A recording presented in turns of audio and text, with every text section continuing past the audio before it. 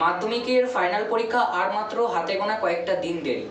আচ্ছা, এই কয়েকটা দিনের মধ্যে ইতিহাসের যে গুরুত্বপূর্ণ প্রশ্নগুলো আছে এই প্রশ্নগুলো কিভাবে রিভাইজ করব।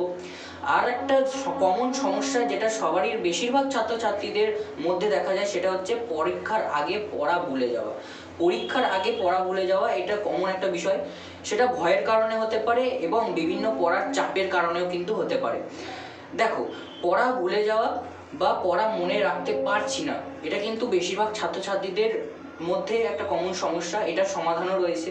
তোমাকে কি করতে হবে, যে পড়াটা তুমি ভুলে যাচ্ছ, যে প্রশ্নের উত্তর তুমি মনে করতে পারছো না, সেই প্রশ্নটা একবার ভালো করে পড়ো। ভালো করে পড়ার পর সেটাকে না দেখে একবার বলার চেষ্টা করো, নিজে একবার বলার চেষ্টা করো। এরপর সেটাকে একবার না দেখে লেখার চেষ্টা করো টাইমের মধ্যে। যদি সেটা 8 নম্বরের প্রশ্ন হয় তাহলে আধ ঘন্টার মধ্যে শেষ করার চেষ্টা করো, কিংবা যদি 4 নম্বরের প্রশ্ন হয় তাহলে সেটা 15 মিনিটের মধ্যে শেষ করার চেষ্টা করো। ঠিক আছে, প্রথমে না দেখে পড়ো, তারপরে একবার লেখার চেষ্টা করো না দেখে। যদি তখনও প্রথমবারে যদি না দেখে লিখতে নাও পারো তাহলে একবার দেখে লেখার চেষ্টা করো, কিন্তু লেখার চেষ্টা করো। দেখবে এই আস্তে আস্তে এই কয়েকটা দিন যে পড়াগুলো ভুলে যাচ্ছিলে সেই পড়াগুলো এরকম প্রক্রিয়ায় যদি পড়ো তাহলে অবশ্যই মনে থাকবে।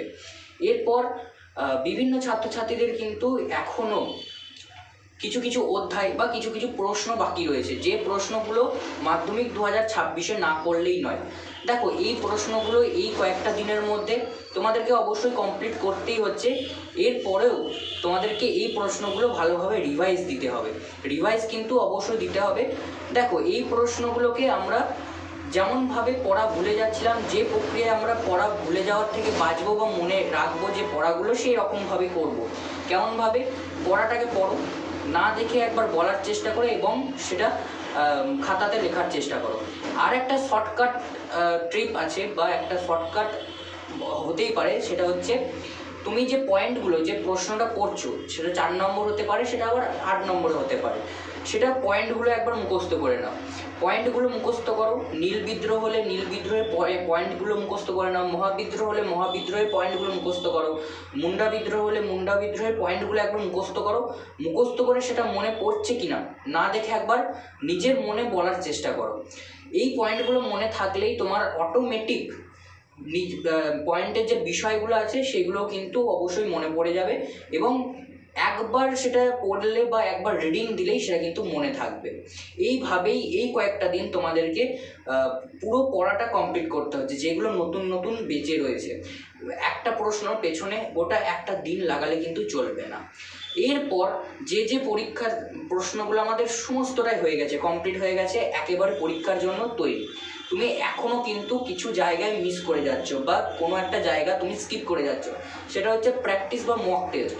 তুমি প্রশ্ন সমস্তই কমপ্লিট করেছো, সব না দেখে লিখতে পারছো, কিন্তু নিজে থেকে একবার মক টেস্ট দাওনি বা সেগুলোকে আরেকবার প্র্যাকটিস করে রিভাইজ করে নাওনি। একবার মক টেস্ট দিয়ে দেখো এই প্রশ্নগুলো কোন কোন জায়গায় তুমি বেশি জোর দিয়ে লিখতে পারছো, কোন কোন জায়গাগুলো তুমি উইক পয়েন্ট আছো, ঠিক আছে, কোন কোন জায়গার বানানগুলো তোমার ভুল হচ্ছে সেইগুলো নিজেরা কারেকশন করো। যেমনভাবে বলে দিয়েছিলাম সেলফ স্টাডি করতে, সেরকমভাবে সেলফ স্টাডি এখন থেকেই করো। এই কয়েকটা দিন আর 1 মাস, দেখতে দেখতে আমাদের 1 মাস কিন্তু কেটে যাবে এবং পরীক্ষাও চলে আসবে। ইতিহাস পরীক্ষার আগে এই কয়েকটা জিনিস তোমরা অবশ্যই করে যাও। আর বিভিন্ন ছাত্রছাত্রীর এই প্রশ্নটা হতেই পারে যে এই 1 মাসের মধ্যে ফার্স্ট ডিভিশন আসা কি আদৌ সম্ভব? আমি কিন্তু বছরের প্রথম থেকে পড়িনি, কিন্তু এই 1 মাস আমি খুব ভালোভাবে পড়বো, তাও কি এই ফার্স্ট ডিভিশন আমি আনতে পারবো? বলা গেলেই এই প্রশ্নের উত্তরটা কিন্তু খুব কঠিন। দেখো, 1 মাসের মধ্যে তো যদি ফার্স্ট ডিভিশন আনা সম্ভব হতো তাহলে সবাই 1 মাসই পড়তো, গোটা বছর পড়তো না। তোমাদের এটা বুঝতেই হবে, ঠিক আছে? 1 মাসের মধ্যে ফার্স্ট ডিভিশন আনাটা খুব একটা চাপের বিষয় বা অসম্ভব একটা বিষয়। চেষ্টা করে দেখতে পারো, ঠিক আছে? কিন্তু এই কয়েকটা দিন ভালোভাবে পড়ে যাও, তারপরে যা হবে দেখা যাবে। এই কয়েকটা দিন খুব ভালোভাবে পড়ে যাও, বেস্ট অফ লাক। আর যেরকমভাবে বললাম সেরকমভাবে পড়ো, অবশ্যই পড়াও মনে থাকবে, এবং যে পড়াগুলো এখন নতুন হয়ে রয়েছে সেই পড়াগুলো অবশ্যই তোমাদের হয়ে যাবে। এইভাবে না দেখে লিখবে, এবং প্রথমে না দেখে বলার চেষ্টা করো, এবং তারপরে না দেখে লেখার চেষ্টা করো, এবং সেটাকে দেখো, নিজে কারেকশন করো, নিজের দৃষ্টিভঙ্গিতে দেখো যে কত নাম্বার তুমি দিতে পারছো সেই নোটটাকে, কটা বানান ভুল করলে, টাইমের মধ্যে নামাতে পারছো কিনা, ঠিক আছে? এইগুলো একটু ভালো করে দেখো। আর শর্ট প্রশ্নের জন্য অবশ্যই এখন প্রিভিয়াস ইয়ার প্রশ্নগুলো করো। প্রিভিয়াস ইয়ারের প্রশ্নগুলো খুবই লাভজনক একটা বিষয়, সেখান থেকে অনেক প্রশ্নই কিন্তু কমন আসে, প্রায় 30% প্রশ্ন কিন্তু সেখান থেকে কমন আসবে। সেহেতু সেই প্রিভিয়াস ইয়ারের প্রশ্নগুলো আমাদের এখন থেকে প্র্যাকটিস করাটা খুবই জরুরি। এই একটা মাস আমাদের শুধুমাত্র প্র্যাকটিসে দিতে হবে, আর যে প্রশ্নগুলো নতুন বাকি আছে সেইগুলো কিন্তু প্র্যাকটিসের ওপরে আমাদের মুখস্থ হয়ে যাবে, ঠিক আছে? প্রথমে না দেখে একবার বলার চেষ্টা করো, তারপর না দেখে লেখার চেষ্টা করো, তাহলেই পুরোটা ক্লিয়ার হয়ে যাবে। আর সেটা লেখার পর আরেকবার ভালো করে ঝালিয়ে নেওয়ার চেষ্টা করো, মানে লেখার পর একবার নোটটা বুঝিয়ে রেখে দিলাম তা নয়, একবার নোটটাকে আরেকবার রিডিং দিয়ে দাও, তাহলে অবশ্যই মনে থাকবে। আর সব সময় অধ্যায়ের বিষয়বস্তুটা জেনে যাবে। শর্ট প্রশ্নের জন্য খুবই একটা সহজ পদ্ধতি অধ্যায়কে মনে রাখার জন্য, বিষয়বস্তুটা তোমাদেরকে মনে রাখতেই হবে। এইভাবে তোমাদের এখনও যাদের কোনো প্রশ্ন বাকি রয়েছে, বা যাদের এখনও রিভিশন দাওনি, তাদের এই পদ্ধতিতে রিভিশন করো, এই পদ্ধতিতেই প্র্যাকটিস করো। আর যে প্রশ্নগুলো মনে থাকছে না সেই পদ্ধতিতেই তোমরা এই প্রশ্নগুলোকে একটু মনে রাখার চেষ্টা করো। এই একটা মাস দেখতে দেখতে কেটে যাবে।